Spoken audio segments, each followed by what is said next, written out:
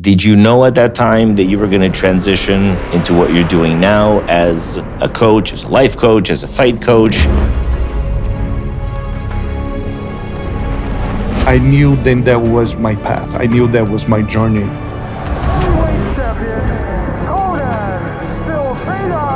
I was doing both. I was coaching and fighting super hard, but I did. To the time, then I say, my last fight was in 2007. Yeah. That's when I hate to say that I retire, because a fighter never retires. We have the vitals on the body. The consistency is going to take you. What's up, everybody? Welcome to No Limits with Dr. Jacquemin. Here I am. I am so freaking proud to bring to you guys today someone that I consider a friend, amazing person with an unbelievable story that we're going to go into right now. Conan Silveira, welcome, my brother. I really appreciate you here. Thank you very much. It's a pleasure and an honor. We're going to talk about some things for those of you who live under a rock, or perhaps those of you who aren't that attuned to the world of MMA and fight sports in general. Conan is the co-founder of American Top Team, the foremost breeder of professional MMA assassins. So we're going to talk a little bit about that background and what it takes to breed a champion, what it takes to form one, to keep one, to develop them, all the stuff that I try to live by every day of my life. So you're recovering from some shoulder surgery, yeah? Yes, I am on my 8th week, I believe, from the surgery, rotator cuff. We sometimes act a little bit stupid, like I did. I passed many years pushing the injury, but you ended up dealing with pain in such a good way. Then sometimes you just know how to push it. But got to the point, and I have to do it. But I'm okay. I'm ready.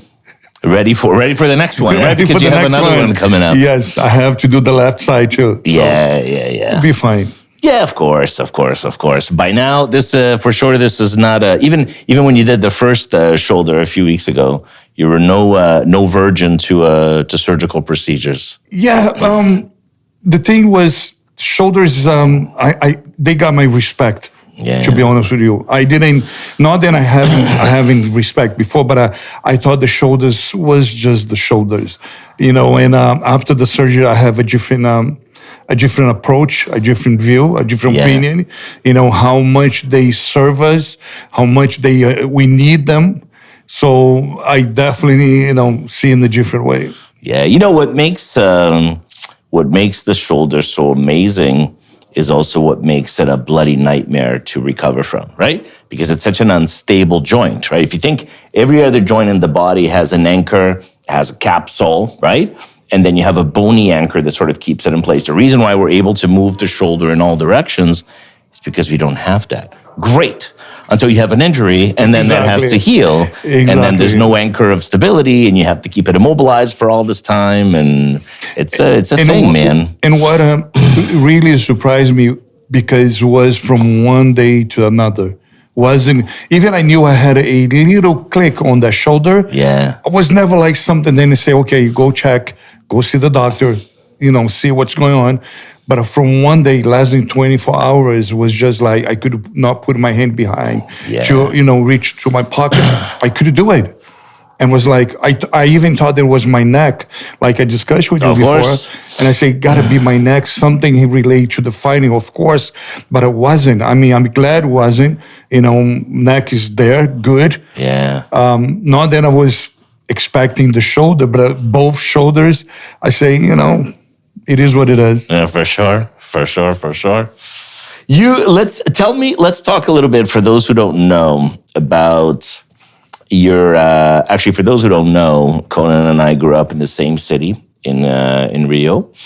Rio is quite the place. It's a place where you have to both learn to be very quick on your feet. Exactly. You have to learn to get into an ass-kicking on a dime, right? Because there's always some shit that can go down at any moment. It's part of the package. It's you part learn of the it. package. First, it's like, oh, look at the view, look at the beach, look at Yes. whatever. But also look behind you at all Yes, times. yes. Look over here, look over here. You know what I mean?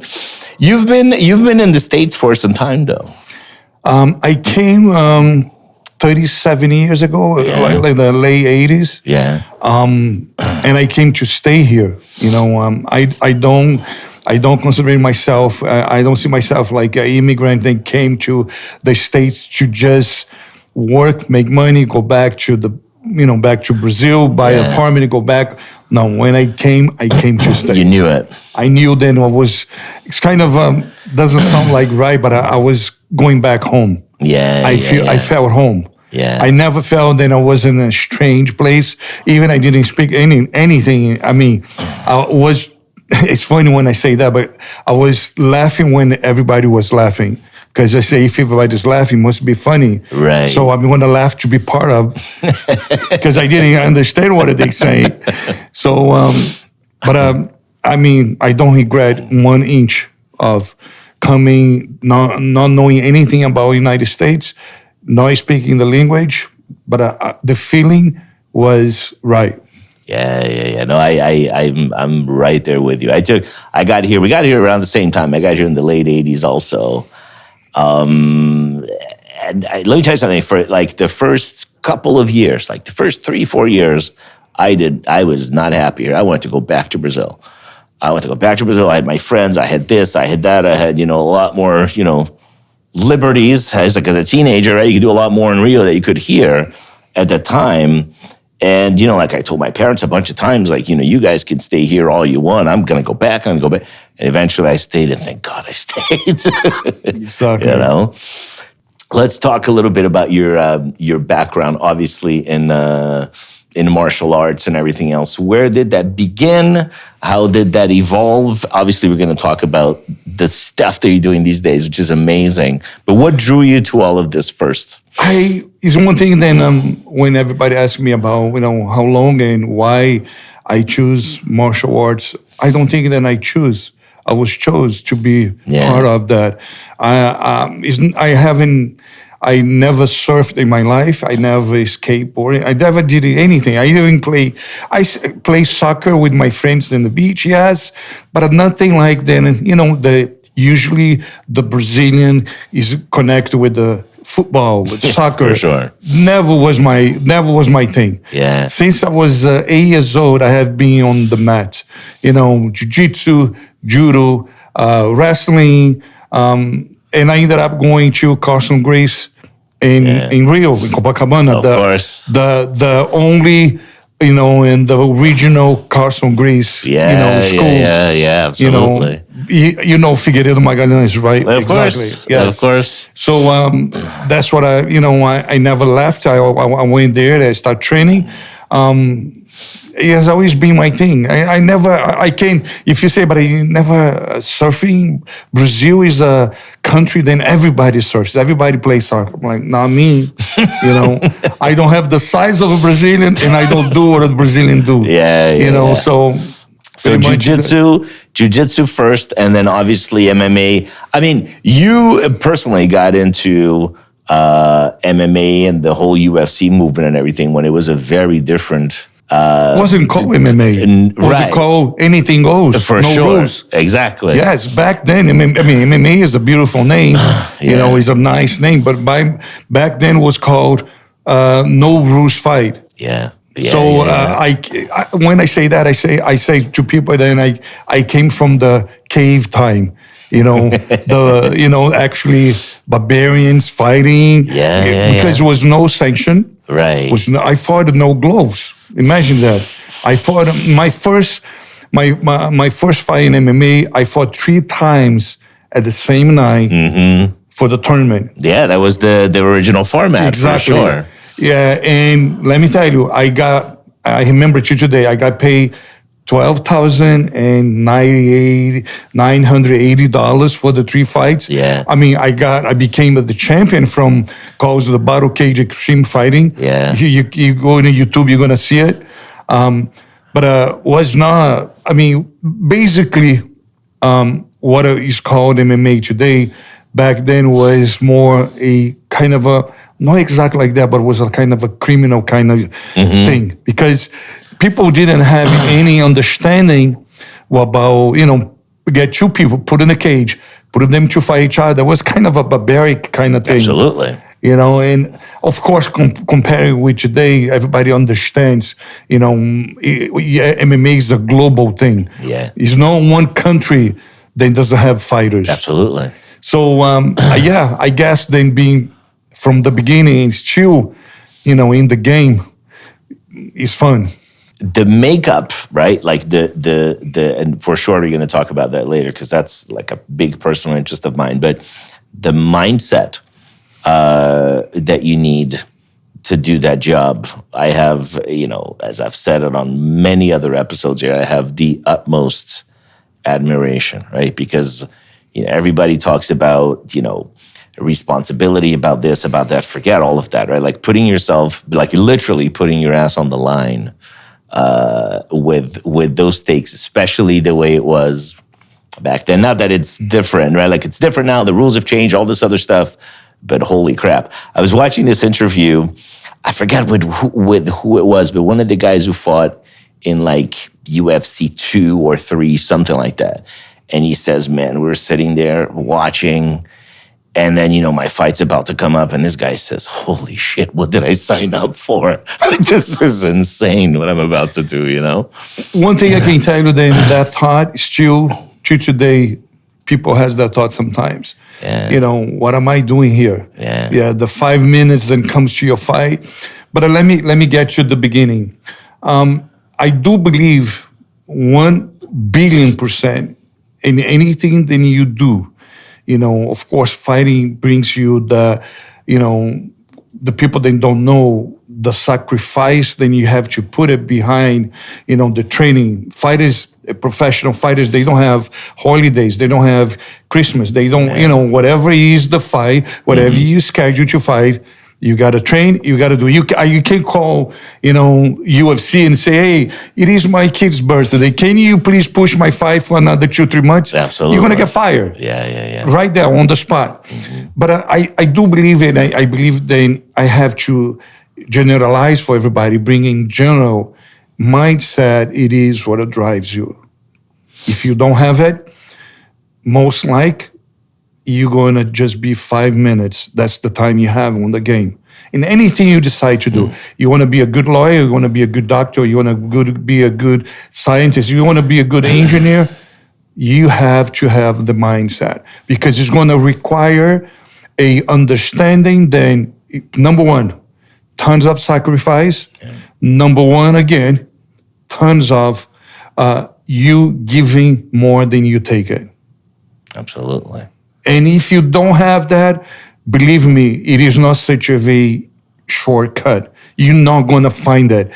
I believe one of the worst things that we have as human beings, it is to put a lot of investment, a lot of strength, a lot of time in something that doesn't exist. It's not going to happen. Yeah. The day we understand that anything that you decide to become, to do it, you have to understand that the first step is it's not going to be easy. It's not going to be easy. Yeah. If it was easy, it would be everybody doing. Absolutely. That's what really divides us. Yeah. And one of the questions then, one of the main questions then always come to me when I talk to people, especially about fighting, why fighters are different. And I explain this way. It's only two groups of fighters. The first one is the one that trains, get ready, but when it comes to the day of the fight, he's trying to extend his next 5 minutes. And I'm going to go further than that. Every time somebody knocks on the door and he tells him, you next, he says, can I have another 5 minutes? Can I have another 5 minutes? Yeah. And he tries to buy another 5 minutes because he's really fighting with himself before the fight. Now comes the other group, the other type of fighter is the one that has pleasure. It is going to sound weird. It's going to sound kind of not exactly the way I'm going to say, but he has pleasure in the pain. I know I'm going to go to the bathroom 20,000 times. I know I'm going to be my guts is going to be coming up and down. My heart is going to be right here, showing up in my mouth. I'm going to have about trillions of thoughts in my mind. Did I do it right? Did I train right? Did I sleep right? Did I do this? If your brain's going to play with you like crazy. Yeah. But he likes that. That is the guy that has the mindset because he's ready. It sounds like you comes as a little bit negative of what I'm saying because I'm expecting to hit the shit. The shit's going to hit on me. And I know, and I'm going to taste it and I'm going to like it. I know exactly what you mean. Yeah. So that is the mindset, in my opinion, being a former fighter, half a coach, now full coach. In dealing with fighters, then, I say, you got to understand what you want to. It's not, imagine if you could jump from the warm-up on the dressing room to the referee in the middle of the cage raising your arm. What is the process? You forgot about the process? You're not going to get it. We all want to jump the process, get to the result, and the best result we can get it. Right. Without think about the process. The passion, the really flavor, it is in the process. In the process, absolutely. They say that, right? Like in fact, that's been evaluated, that's been studied. Like the most important thing is not so much the accomplishment, but who and how you become in the process of that accomplishment, And it's not another way. It's not, you can choose the area, you can choose whatever you want to be. If the mindset, if you're not thinking, and it's not then you become a special human being. It's not because you have a gift from God.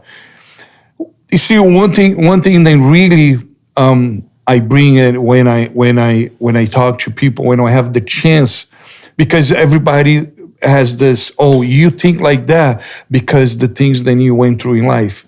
Yes, it is part of. But let me make you equal like me. And you as a doctor, you know better than anybody. It's not another way to come and be here than, years ago, and at that minute and that moment, you had about 300 million people competing against you. Yeah.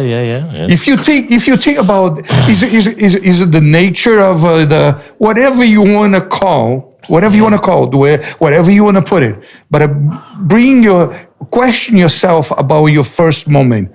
Small little head, very small little tail, and you have a minimum 300 million flying, swimming, running. Choose the style you want. And you are the one, then that day, at that moment, at that minute, got the first place. The gold medal belongs to you. It's true. Nobody else. Yeah. How are you there to look life and say, everything's so hard? Oh my God, the God doesn't like me. Go back. Of course, we're not going to remember the moment. I don't have the memory, but it is a fact, scientifically a fact. No question. Then you can't say, no, I was different. Okay, how that happened? How did you get here? Yeah. No, for sure. Because people think then born it is the prize. No, born is the consequence of becoming a champion in your first moment. Yeah. And your first moment is that moment, then against 300 million, you got the first place. You've already been hyper competitive. Absolutely. So you just got to remember that. Please remember that. Yeah. You think that mindset gets developed, or you think it can be developed, or you think, at least for the context, not just for fighters, but like in general, right? In terms of, because let's face it, that I think we now know that those features that make people successful tend to make people successful in pretty much anything that they do, right? does that mindset get developed? Some people have it more naturally, or like, in other words, that's something that you can build. I think I don't think. I think that if I say I think, I'm not sure what I'm saying. I believe it is our DNA. You build with that. Yeah. We have this, unbelievable tendency of to dismount. I wanna just solve. But imagine this, most of the people, they don't see or don't feel like that. And they feel themselves. They feel they are, the victim of society. It is about choice. It is about choosing. Because if I have it, it's on me. I came with that. Yeah. I cannot just take it out. And I don't want to take it out. So I believe it is the choice of you have to use it or not. Yeah. It's just easy in nowadays, the way people express themselves or the way they see themselves, to find a excuse or a way to justify, I'm not this because I'm not like him. Oh, of course. But of course.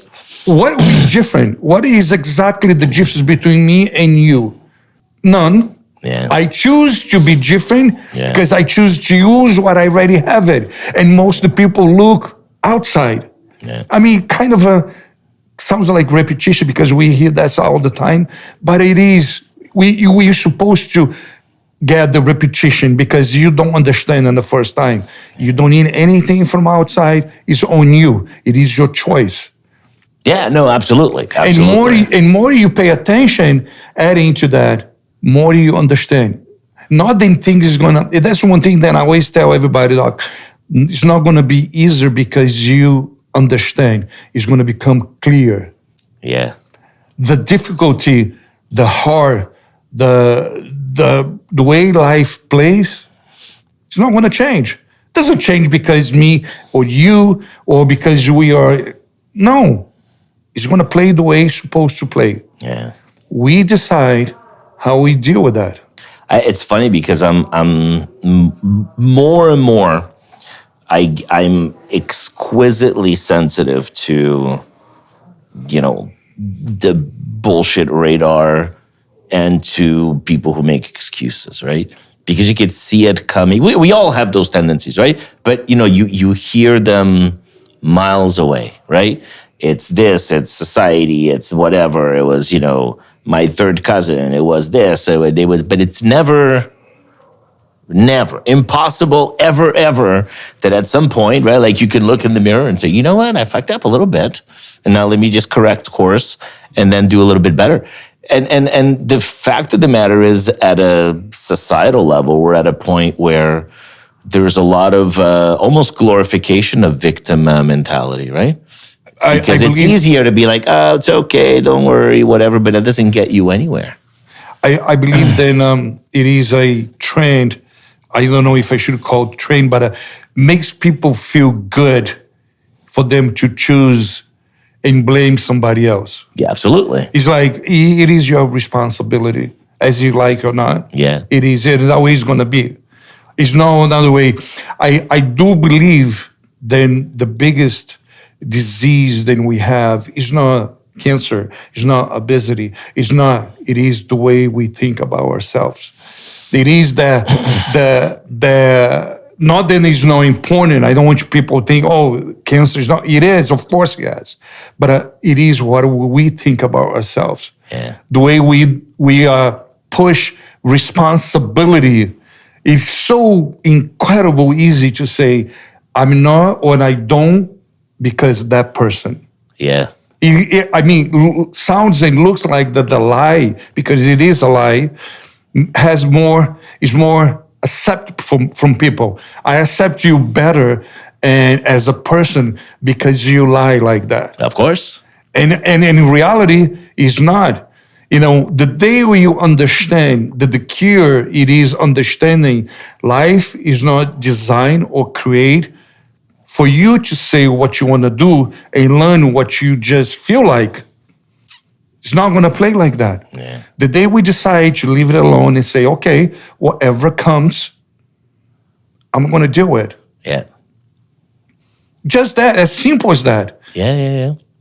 I mean, I didn't say anything that most of the people heard before. You just got to deal with that. And understand that it's not the other one's responsibility. My dream is like having a car. I don't see a car having two wheels. It has to have one. If you don't like it, you're going to sit on the passenger. Absolutely. But I'm the one driving my car. Absolutely. So people try to create another one, and the passenger put another one, and put two more in the back. So, okay, if the car going left, it's because who's driving? Yeah, that's a great analogy. You're absolutely right. You're absolutely right. And I always like to say that, something may not be your fault, but fixing it is always your responsibility, right? Yeah, but even when it's not your fault. So I'm going to give you my vision. Most of the time, problems and situations, besides problems, is a amazing teacher. He should have a better name. Just because it has a bad name, we give them a bad reputation because they are the ones that teach you. They are the ones that moves you from the couch and makes you go for it. They don't announce when they come to you. That's true. They don't knock the door, say, can I come in? I want to talk to you. They just invade your space and they come from one second to the other. Yeah. Most the people, 95%, and I'm being very nice, has the same exact reaction. Panic, why me? God hates me, and blah, blah, blah, blah, blah, blah, blah, blah, blah. They get the part of the few to resolve the problem just with a reaction that is not going to help in anything.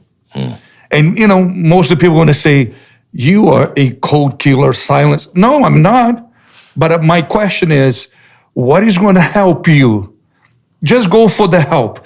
If I cry, I throw myself on the floor and I complain and I, disgrace myself. God doesn't like blah, blah, blah. And I come with this. What is going to help you to resolve the problem? Because the problem is going to cross. Their arm is going to wait for you to go through the whole crying drama and say, I'm still here. Now do I have your attention? Yeah. If you think right, we have the outer knowledge because it's on us to say, okay, I didn't see you come, but you here, let's deal with that. Now you have to deal with it, for sure. Because you're going to that up. Yeah, and most of the people, like I say, on the 95%, they're going to deal with that late with a half a tank. Because half of that, they threw away. Exactly like that. Yeah. No.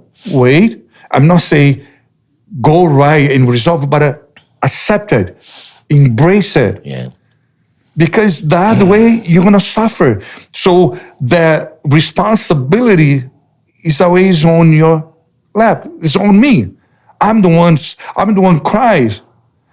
It's like people come to you and say, hey, you lost a family member. If you cry for 3 months, no stop, 24 hours, life will bring your family member back. I'll do 6. I'll do a year. Absolutely. Tell me how much time do I have to do. That is reality? No. Unfortunately, no. We have to deal in the good way. It's not, and that's very important for people to understand. It's not by obligation. It's by passion. Yeah. When you start thinking and seeing things in a different way, life is not going to be easier, but it's going to be clear. It is going to be clearer. I think that's a very, very, very good way to look at it. I see exactly what you mean. Absolutely. Absolutely. Let's talk to me about your fight career. Did you know at that time that you were going to transition into what you're doing now as a coach, as a life coach, as a fight coach? Or were you just thinking in the moment, like, this is what I'm doing and this is where I'm headed? And I will tell you this, like I said before, I was choose to be, part of the martial arts world. I don't have another way to explain, but I believe that always. I didn't know when exactly, but I knew then that was my path. I knew that was my journey. Yeah. The coaching I was doing in some part of my life when I was fighting, I was doing both. I was coaching and fighting super hard, but I did to the time. Then I say, my last fight was in 2007. Yeah. That's when I hate to say that I retire, because a fighter never retires. We have the virus on the body, on the soul. Then you say, maybe if they create a senior tournament, a senior event, I can possibly, maybe, I don't know. But that was my last fight, 2007. And pretty much after that, I dedicated myself just 1,000% coaching. And I always been like that. I knew then that was supposed to be, what I do. That's me. I could see myself doing any other profession.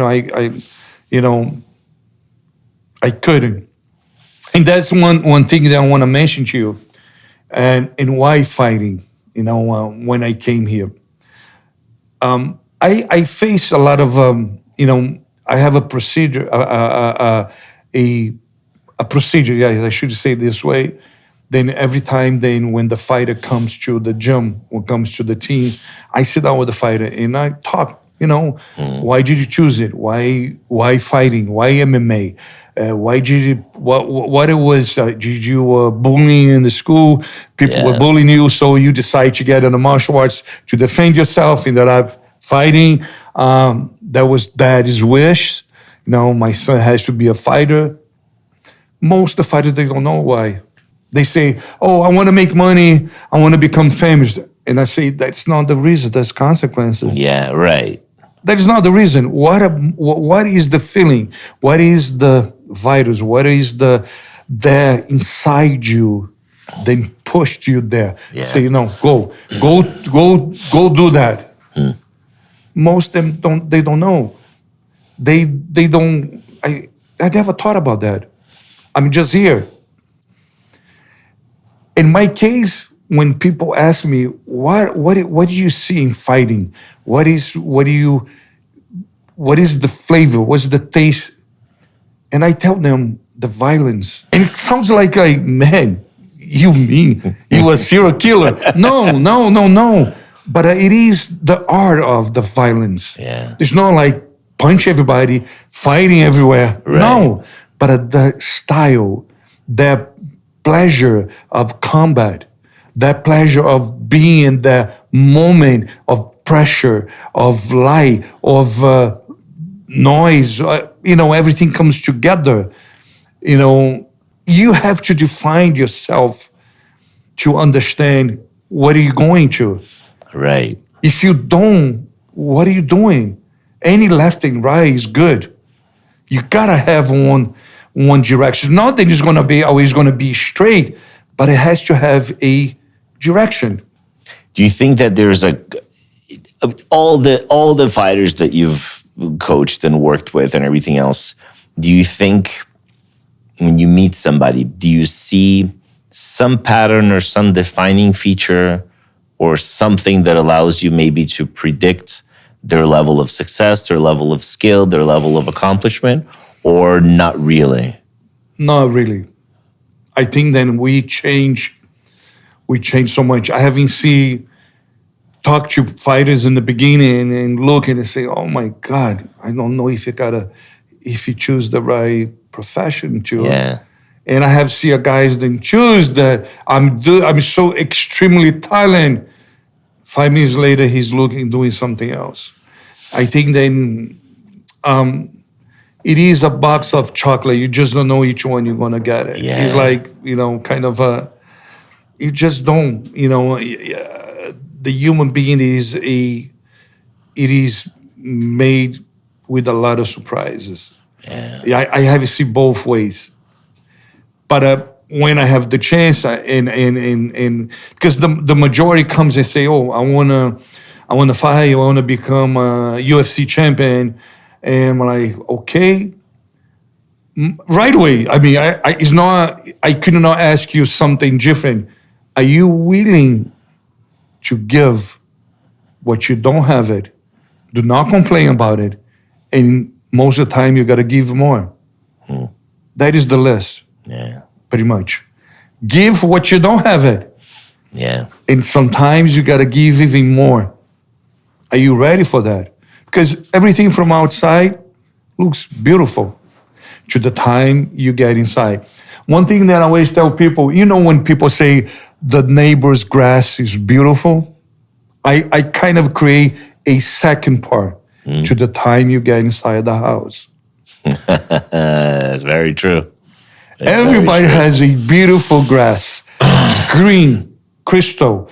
Get inside the house. You're going to understand the neighbor. Yeah. It's not by the grass. It's by inside the house. Yeah. And I think then that's exactly the way then you can describe somebody. Sometimes the way you see it is beautiful. Get inside. Feel that on you. Yeah. Feel that pressure. Feel the heat. And you say, okay, maybe it's not for me. There's for sure, like you see this a lot in, for example, I've studied Navy SEALs a lot, right? And the process it takes to become a SEAL and everything else. And it's very interesting because there's all these different type of guys who make it through from very different backgrounds, from very different ethnicities, from different training backgrounds, but they all say the same thing. They start, and it's a filtration process, basically.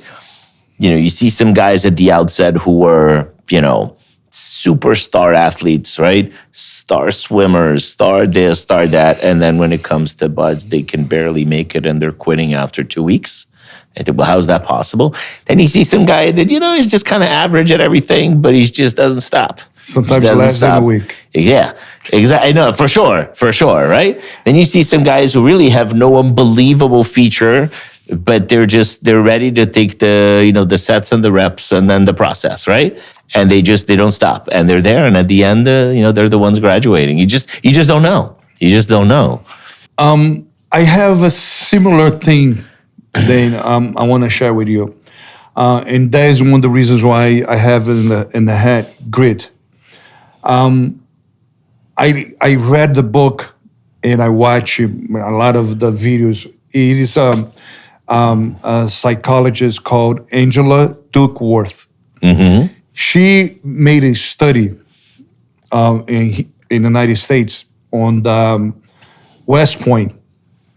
Of course, I'm not going to compare with Navy SEALs because it is crazy. 6 months, crazy. But this one, there was the study was based.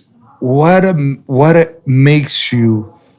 What do you have? What makes you? What is the exactly? I don't know, quality or talent. Then you gotta have to continue to the end. And the study goes like this. When they open for the West Point for you to apply, is about 25,000 people, that number. On the 25,000 people, only 5,000 qualify to go. From the 5,000 people, really 1,500 goes to West Point.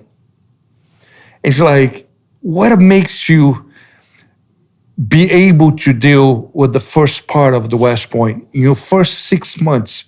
Because West Point is like you're doing college, right? Military college.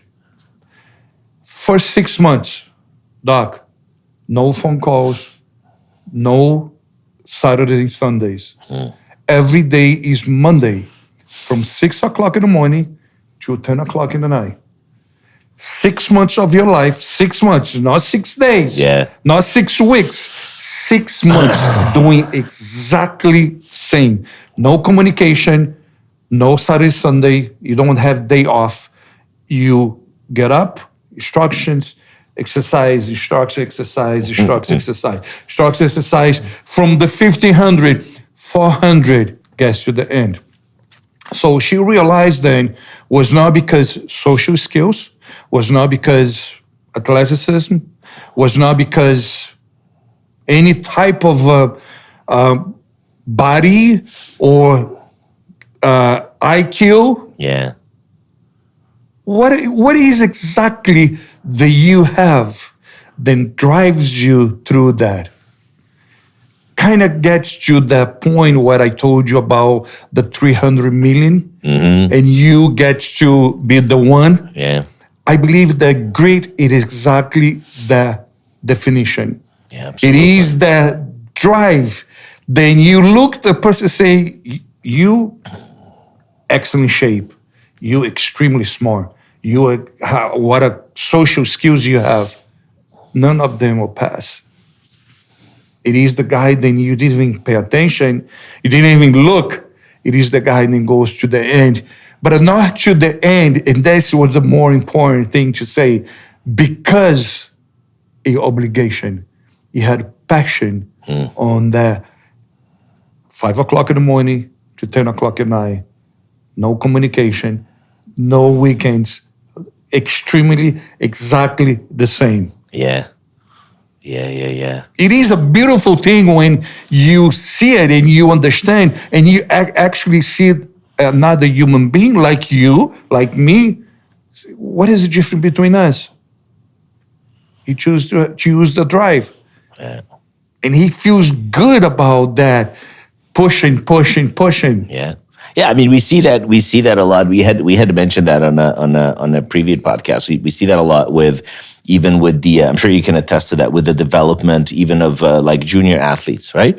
One of the biggest predictors of their success, and it doesn't even have to be to the pro level, but it could be to them becoming Division I athletes, this, that, and the other, is exactly that. It's just the capacity to tolerate discipline and training, and just to take it and to want more. If you ask me, why do you think then it is the formula? It is accepting, not, like I said, it's good to repeat and say it again, by obligation. Yeah. It's not, okay, I know then is a big wave from Nazareth coming my way, and I'm going to be okay. I don't know how, I don't know, I can imagine, I can visualize, but I know I'm going to be okay. Yeah. It's incredible how much power you find on that, just seeing that way. I don't know. If you ask me, I don't know. I didn't know then I was going to be here for 37 years. I didn't know then back then I'll be today being very humble and say American Top Team is the number one gym of MMA in the planet. Yeah. Then produce more champions than anybody. We have 42 belts from the main promotions. Which is still crazy. doing. Which is insane. If you say, do you know that it was going to be like that? If I say yes, it is a lie. Right. I didn't know. Yeah. I knew then I was going to go. Doesn't matter. I knew then I was going to have a lot of crying. I knew I was going to have a lot of deception. I knew that I want to have a lot of. But that was not enough to stop me. Yeah. And it is more important when people really feel deep inside that they can't handle it anymore. Stop for probably, you don't need more than 30 seconds. Stop in front of the mirror and ask it, how bad do you want? Just with a simple question. How bad do you want? You don't need anybody to ask you. You can ask yourself. Look yourself in the mirror and ask, how bad do you want this? Yeah. The answer lives right there. No, for sure. I know, you probably know Eric Thomas. Eric Thomas is a motivational Yes, of course, speaker. yes. Awesome guy, right? And so he has this saying that really sort of launched him into this amazing career path that he's launched, where he said, in order to be successful, you have to want what you want as bad as you want to breathe, right? There is no better analogy. I remember the first time I heard that, I took a step, I took a breath, like, holy shit, right? Because everybody says, like you were saying, oh, I want to be famous, I want money, I want this, I want people to know me, blah, blah, blah.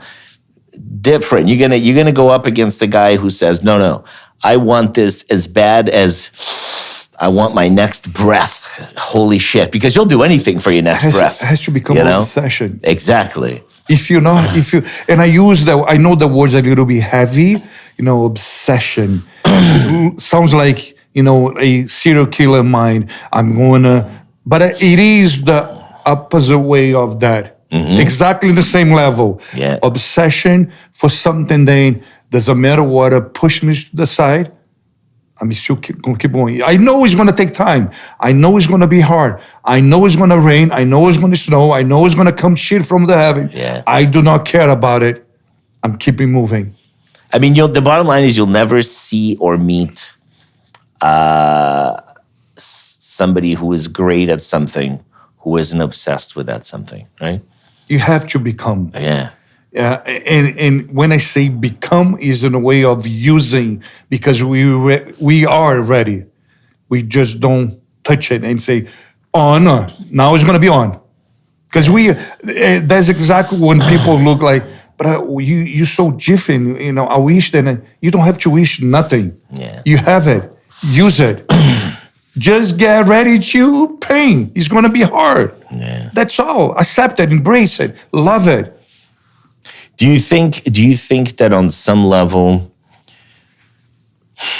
like culturally and for sure as it relates to the social media movement and everything else, do you think that people are more and more getting lulled in the sense that things should be easy and things should be quick and of course the grit and the grind doesn't matter? I mean, I certainly see that. I know it makes me sound old, whatever, but I see that. I see. I'm going to answer that in two ways, two parts. The number one part is I hate when people say the world is getting crazy.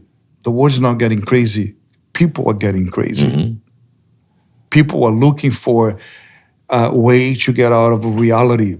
Remember when I say in the beginning that is one of the worst disease we have, and I think that I can be a disease because it's so deep inside to look for the short way. What I can go and what I can do to make good quick. Mm-hmm. And that goes with the media. The media, the speed, the internet, whatever technology we can talk about it. It's not their fault. That's super good. Yeah. You decide who presses that, who looks for it. 100%. 100%. That is not, it's not, I got influenced by, no. No.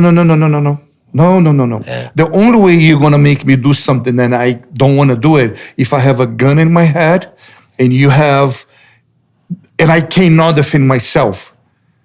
Because if it's not the case, you're doing because you want to. Yeah. I decide to live the other one, the Instagram's life. I decide to live that beautiful grass. You decided. That is your choice. Yeah. In the end of the day, who signs the contract? Who signs the total? That you add everything and says total. Signature is yours. Yeah. Not mine.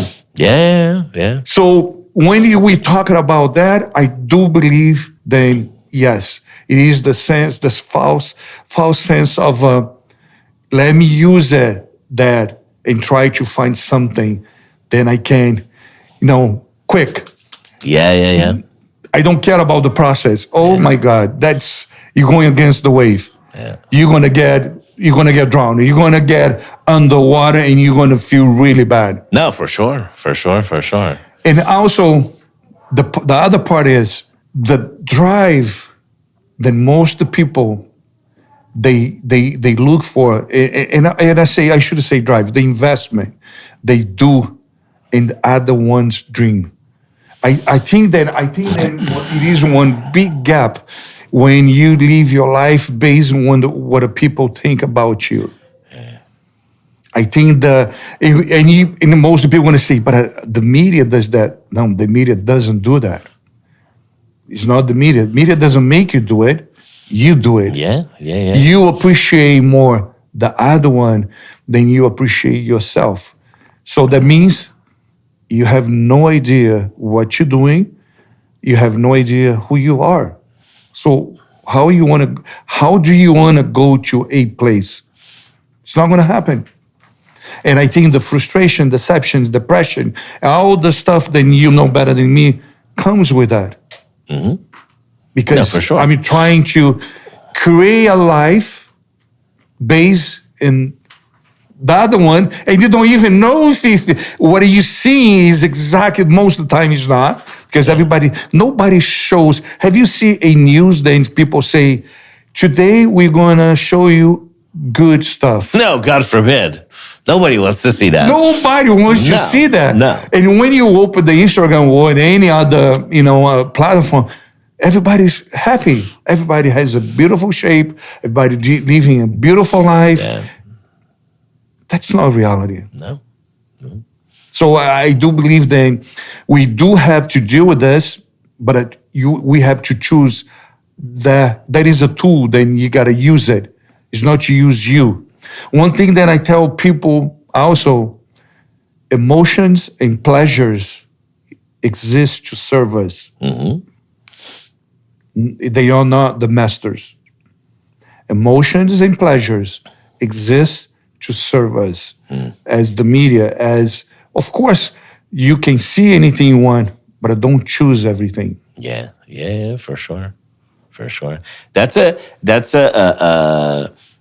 me, that's a big paradigm, right? Like I'm like almost pathologic about how I approach it in my own personal life. For me, I look at it this way. I basically consider that everything at any moment is my fault and then my responsibility, right? Something as stupid as I caught myself, like a couple of weeks ago, I got in a fender bender in traffic. Minor stuff, thankfully. The first thing that popped in my brain was, if I had left my house 5 minutes earlier, I wouldn't have hit that car. It's somehow my fault, my responsibility, my fault, my responsibility. I think it's always better alternative than what we were saying before, than to say, it's the government, it's the sky, it's this, it's the whatever, it's, my grandma didn't give me juice or whatever. Who gives a shit? Fix it. I understand, but I believe the fault, the responsibility cannot become a feeling of guiltness. Right. It's not as guilty. Oh my God. No. Yes, I could leave 5 minutes, 10 minutes early and avoid that and don't stress myself. Or sometimes, you in the traffic and the guy, flips the finger or calls you. Most of the people get mad with that. Yeah. Like, why? Why are you going to get out of the car? Are you going to get in a fight? He's going to put a cage over there. You guys are going to get in a fight? He's going to resolve? No. Yeah. Sometimes walking away and just don't. Yes, responsibility, yes. But I'm not in the level of I'm guilty. Absolutely. Which is a tendency, absolutely. We have the tendency of mixing on that. Yeah. Oh my God, I'm guilty. No, wait a second. The same school that is for me, is for you, is for them, for everybody. And you're going to find people that is going to get B minor, A plus, D, all kind of. Yeah. It's not being less, superior or inferior. It's not the point.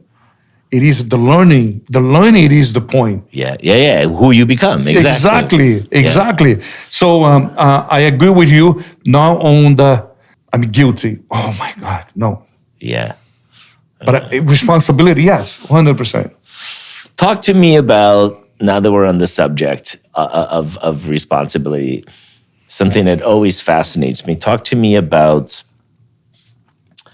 the intricacies of managing a fighter during fight week.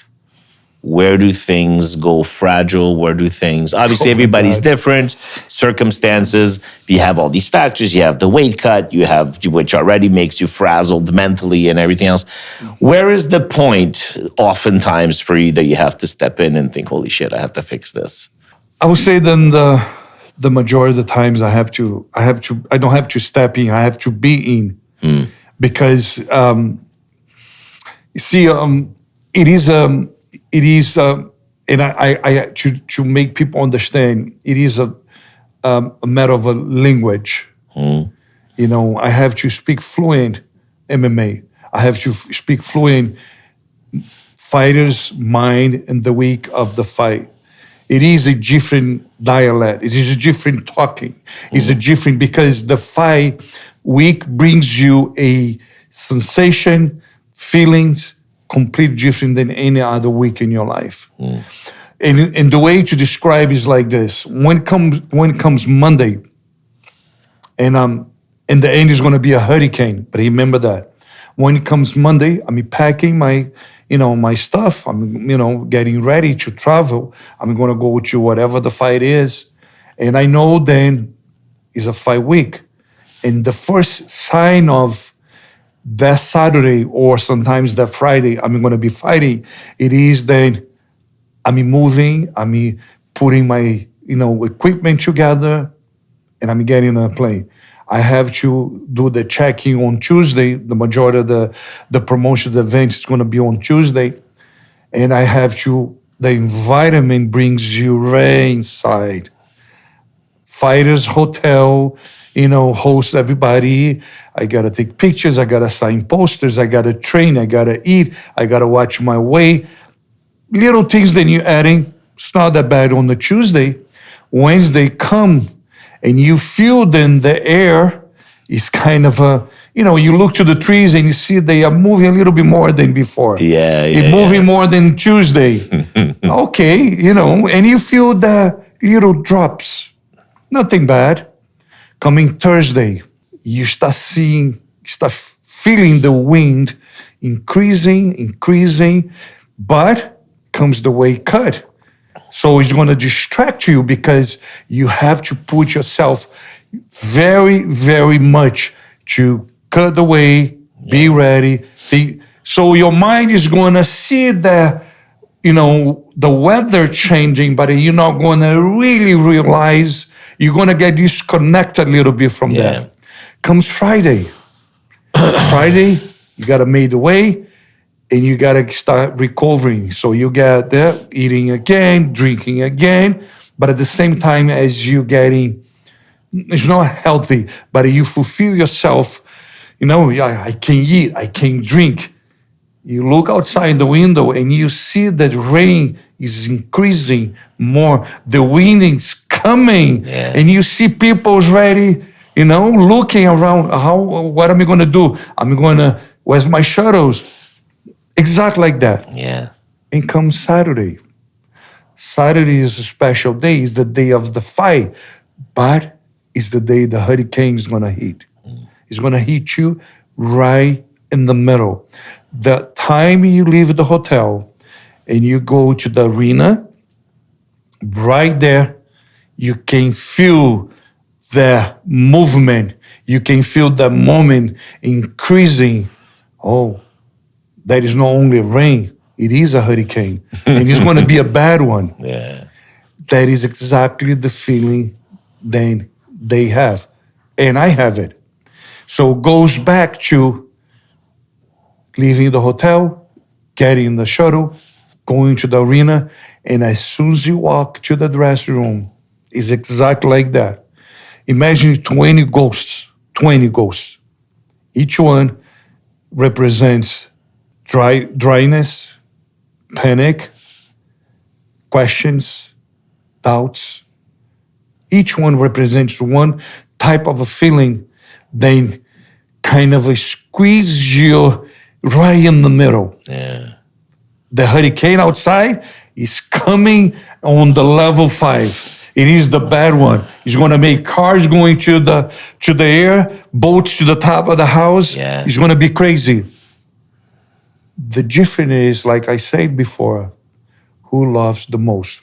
And the guys then they get on that position, then I have to bring them to not to the earth, but I say everything you've done represents that moment. And I do have I call a fighting education. When jumping, just for you to understand, when I'm doing, especially the sparring is the training that brings the fighter very close to that moment. Yeah.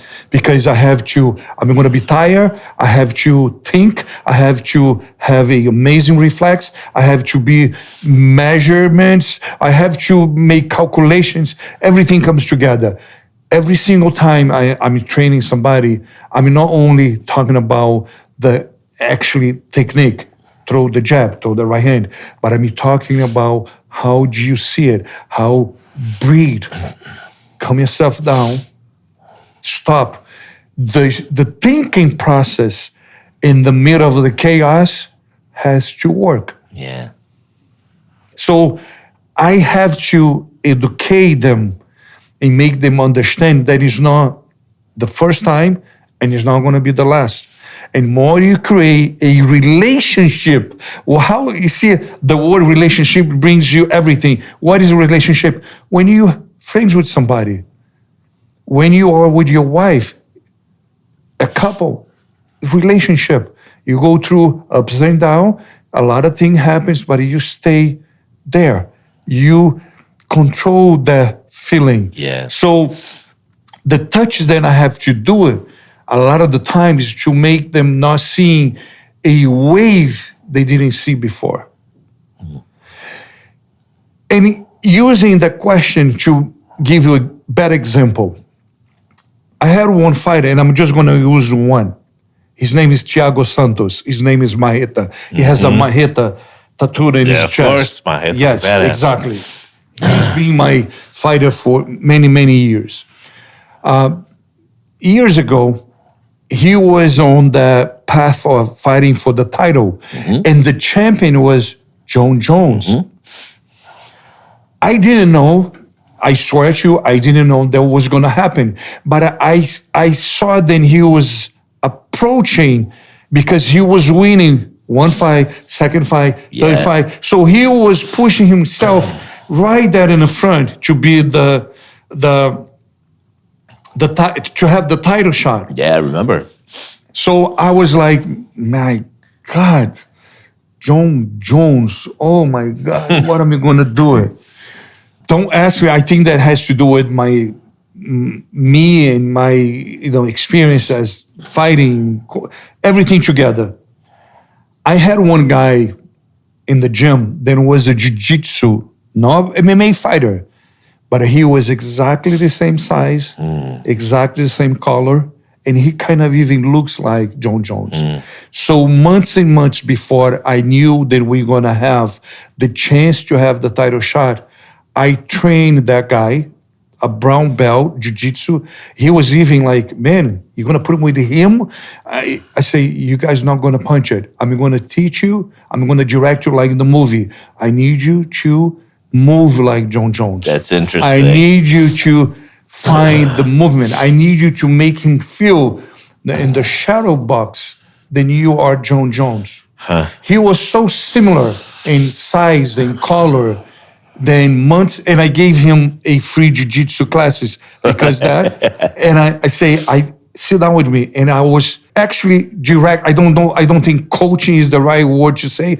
Directing him like actor.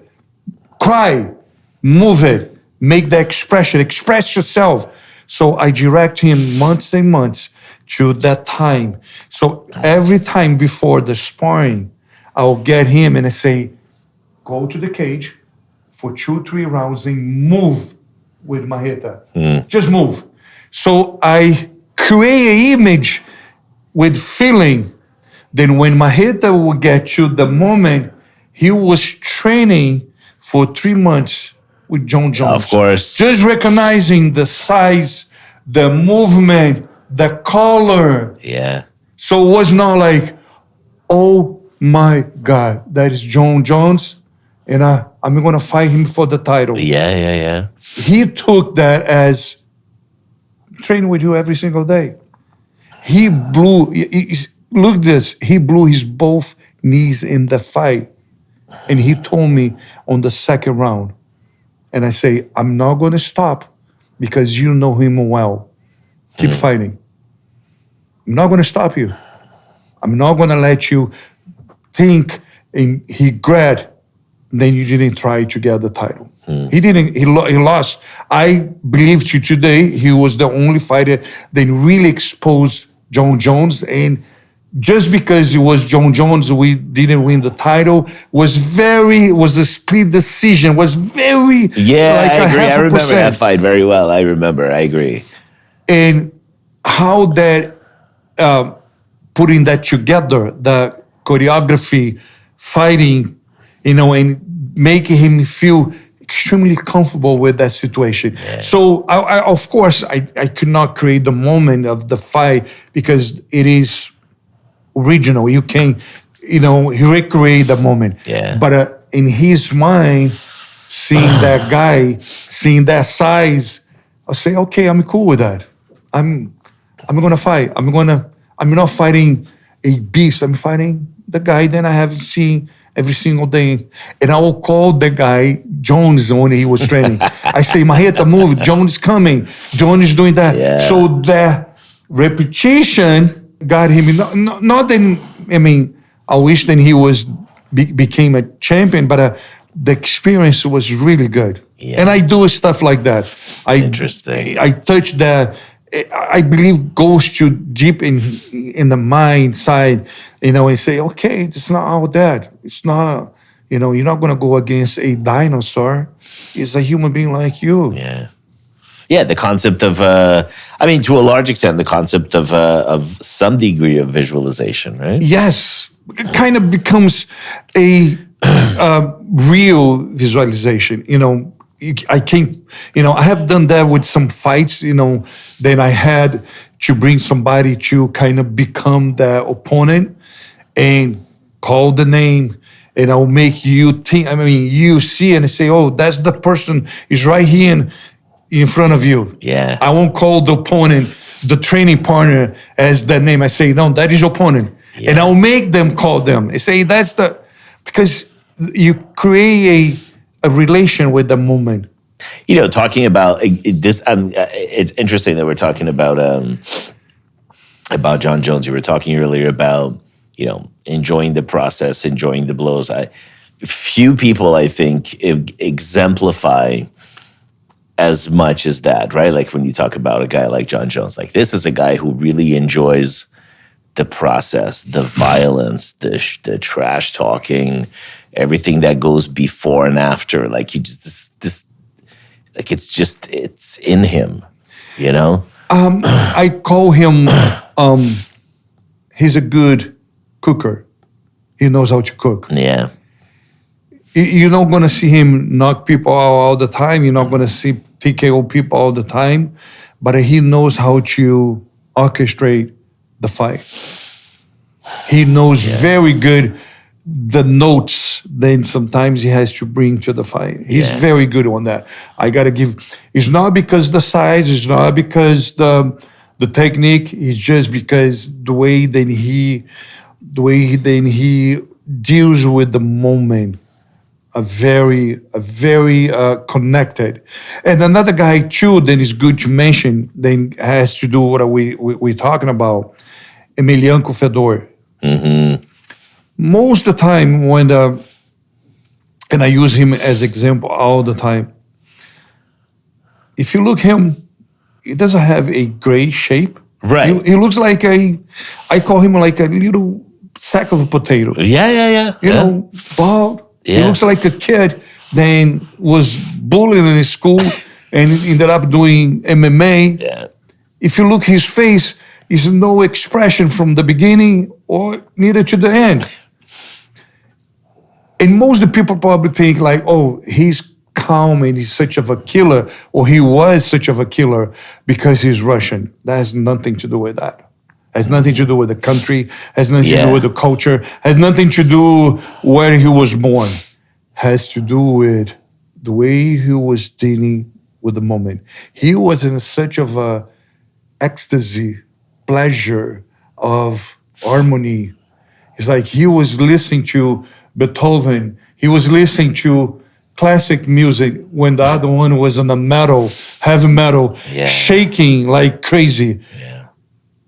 That stability, emotionally, psychologically, was in such of a level then you think, oh my God, it got to be something wrong with him. Yeah. What he does have, what God gave to him, then we don't have it.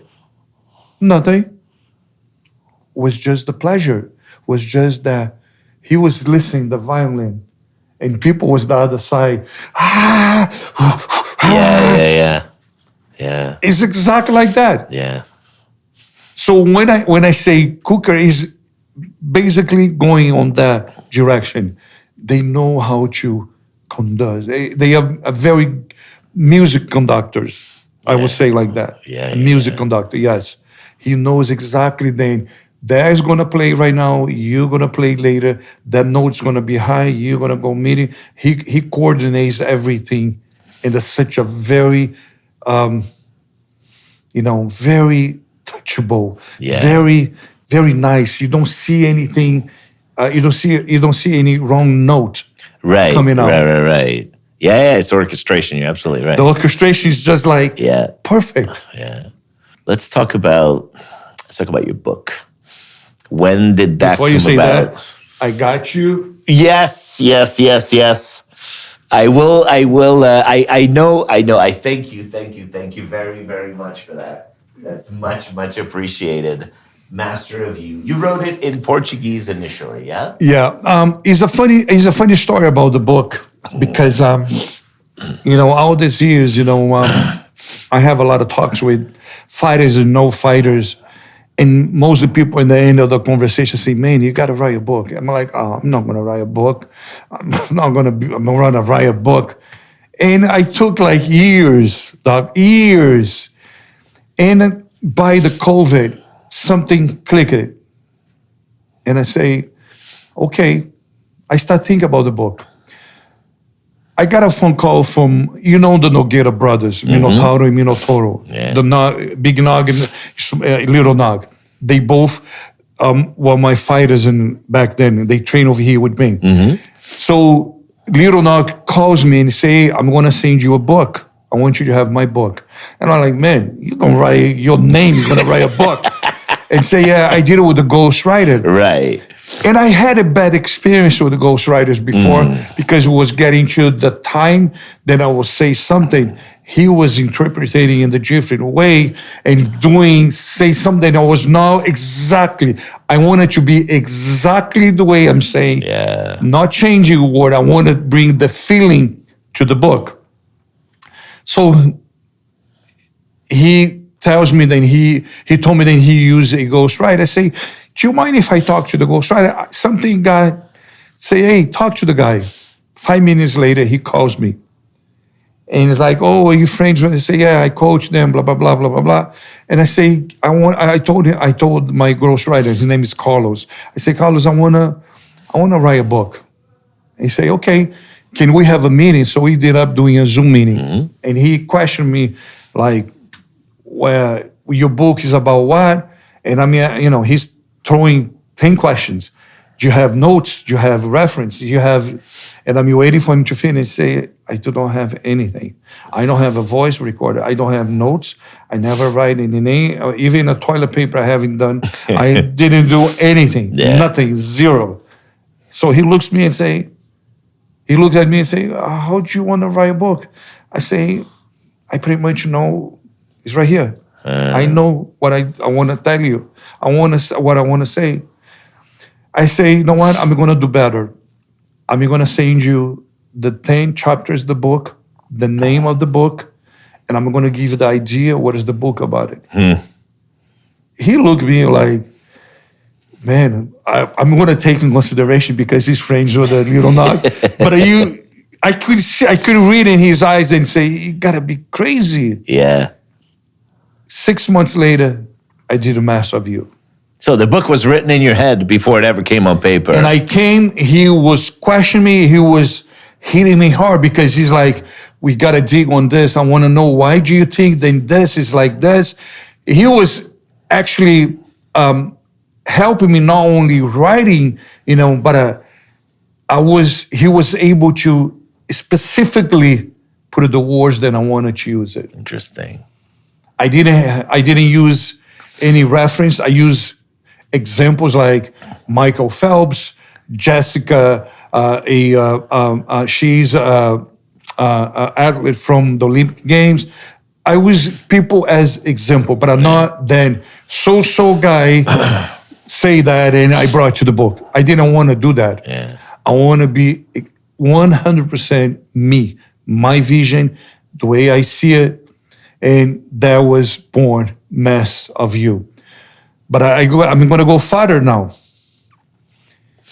As soon as I finished Mass of You, and we did that in a pandemic time, I told Carla to say, I'm ready for the second book. And he's like, no, you're not. I say, I am. I say, we need to, create space between the two books because I don't want you to repeat the same book on the second one. I mean, you're going to have it's going to be similar because the author always going to bring that, the signature. Of course. So he said, let's give like 3 months and we start the second book. 3 weeks later, Doc, I called him. I said, I can't wait for 3 months. I want to do my second book. He said, all right, I'm going to make an interrogation, a FBI, CIA together, because I want to make sure that we're not repeating. And I say, don't worry about it. I'm going to send you the chapters, and I'm going to send you what is the book about it. It's like, oh, I cannot believe that. I did it. I did it 6 months later. I finished the second book. I'm actually right now working on the third book. Shit. And I do not work in a different way. What I do now is after, I don't know, on my third book, I'm thinking about something related to the book, and I send him on the text message. I say, save this for us to talk on the meeting. But I don't make notes. I don't know. He brings the questions, I develop, and I show, I want to, this direction, that's...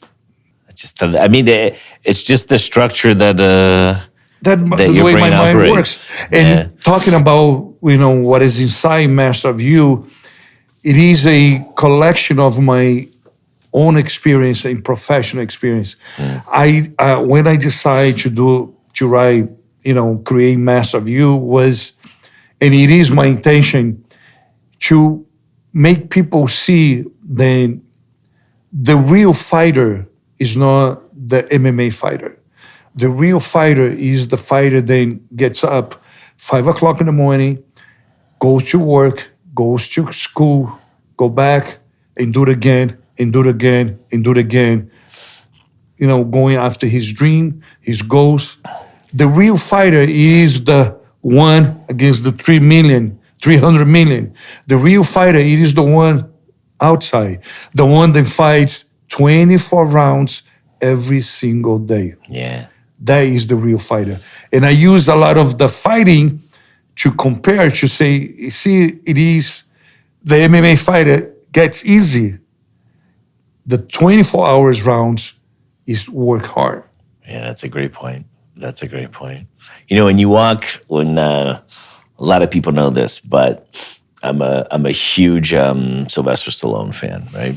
For the story that he represents and for, really being like the ultimate underdog, right? Like even his personal life, but then the stories that he represented.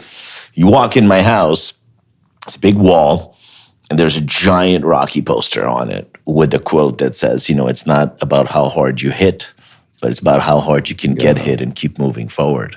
For me, anytime that I need like an extra little kick in my ass, I just launch that 3-minute solo dialogue, and I'm ready for war one more time. Should be always the majority of the people that we know, and that is the part that I mentioned, like on the book I mentioned about Michael Phelps, the only swimmer in history that got more medals. I mean, I don't think nobody's going to get more medals than him. That's unbelievable what he did. 80 medals, the majority a gold medal. So the question is, how did you get so many and become so great? Maybe because my feet is 16 and my hands double over your hands, or I have a third lung that nobody knows, or I discover how to breathe underwater. It's none of that. And it's very easy to understand. He gave an explanation. Then for, I believe, 3 or 5 years, something like that, I don't remember exactly, he was on the water, Sunday through Sunday. No birthdays with the kids, no wives, no holiday, no nothing. Every single day, 365 multiplied by 5 in the water, swimming. That Eddie was giving him 300 or more hours than any opponent. Right. So, in the end of the day, people just see that time, then you swim and you get to the podium and you get the gold medal. Oh, he was, no. Don't worry about that moment. Yeah. Go back. In the beginning, when you in the party, he was on the water. Mm-hmm. When the other one was with Christmas, he was in the water. Yeah. So in the end of the day, when you pick, most of the people then in some point in life become somebody. Look the past. Don't worry about don't worry about Jeff Bezos right now with Amazon.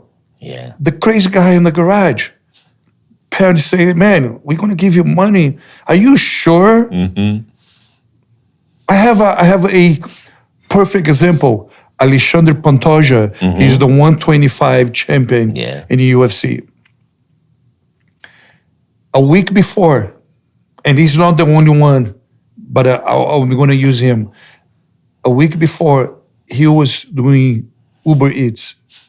He was counting pennies. Say, man, I have to have the money.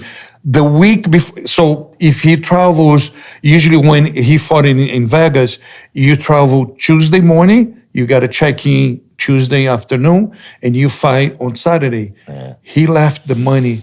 He knew then for the next rent was coming because he was going to make the weight. It's 2 checks then you get. When you make the weight, it's the first check. When you win, it's the second check. He knew that at least he was going to have some money for the next rent. Unbelievable. And he became the champion. He defended 4 times the title. So where is exactly lucky, coincidence, or gift? Yeah. It's not such a thing. That is a lie. Yeah. Somebody create that shit for some reason, and I don't know, and I don't want to meet the guy because if I meet him, I'm going to kill him. But that is the lie. Yeah. It was never, and never is going to be, oh, you in the right moment at the right time. No, you're supposed to be there. Yeah. You did something to be there. Yeah. You won because you work for it. It's not because I breathe like a fish. Michael Phelps never, no. Go to the water, swim. No stop. Repetition. It's just it's at the end of the day for me it's a cop out. It's an excuse, right? Because it's easy. It's easier to reason to yourself, well, I haven't done anything, and you look at some guys like, oh well, he's a genetic freak. Oh, he's this, or oh, he's got some contact that I don't have, or he was born with this chromosome or whatever. But like, what are you doing in the meantime? You're sitting your ass on the couch, right? While somebody else is working, and outworking you. But even if you have a extra chromosome, even if you do, what makes me not be able to be better? Absolutely. It's really because one more or less one? No. Yeah. It's not, in reality, it's not. It is the way I think. That's the way I see myself. That's the way I deal with myself. Yeah. And I don't have enough motivation. Do you really need a motivation? You need from discipline. Somebody? You need discipline. Forget so you need motivation. me to tell you, get up and train. Yeah. If I have to knock on your door every morning, hey, you got to get up. You got to train. Do I want I believe that I want more than you. So let me get the money. Let me do the job. Let me be the champion because you don't want to do it. Yeah. There is not such a thing. Oh, I need a motivation every day. You don't need shit every day. You need to really put in your mind in the right place, and you ask yourself, how bad you want it? Yeah. If you really want it, you are unstoppable. You're gonna get down sometimes. You're gonna get up and keep going. Yeah. Yes, it's gonna happen. Yeah. It's gonna happen. It's like getting out of the house just in the sunny days. You know where you're gonna go? Nowhere. You gotta get out of the house in the rain, heavy rain, with the same pleasure and same passion. Then it's a sunny day. Absolutely. Because I decide, I'm the one make the decision. Mm-hmm. It's gonna get wet. I'm gonna get wet. Yes, yeah, but I'm gonna do it. I'm gonna go for it. I don't care. I can't think of a better way to end this episode than on that note, because at the end, I think that's for sure the way I try to live my life. That's the message that I try to send here. Discipline and regularity will trump all of that other crap all the time, every time. Doc, if I have to add to what you say for us to finish, the discipline is always going to start you. The consistency is going to take you. Yeah. Discipline is going to make you get up. But what is going to make you go to that path, go to that journey, go to the goal, to the dream, whatever you want, it is consistency. With a very clear mind, then it's going to be hard, extremely hard. We are made to deal with the hard things. I agree. But a consistency. Have consistency. Get on your knees, get up, take your time, go for it. It's going to happen again. Yeah. You're going to have deceptions. You're going to have all kind of stuff in your way. But the decision to stop is yours. The decision to keep going is yours also. I agree. Thank you, my friend. This Thank was you a pleasure, and an honor to have you. Hopefully, we can do this again. Anytime you want. Guys, I want to, as always, encourage you to share, like, give us feedback, good or bad, so we can continue to shape this into this beautiful monster that we want to shape it to. I want to thank our sponsors, Power Boost, Smart Invest, Lux Galore Studios, and Jungle House Studios. Share if you liked it. Don't share it if you didn't like it. I don't care. Just share it with somebody. And then see you very soon later.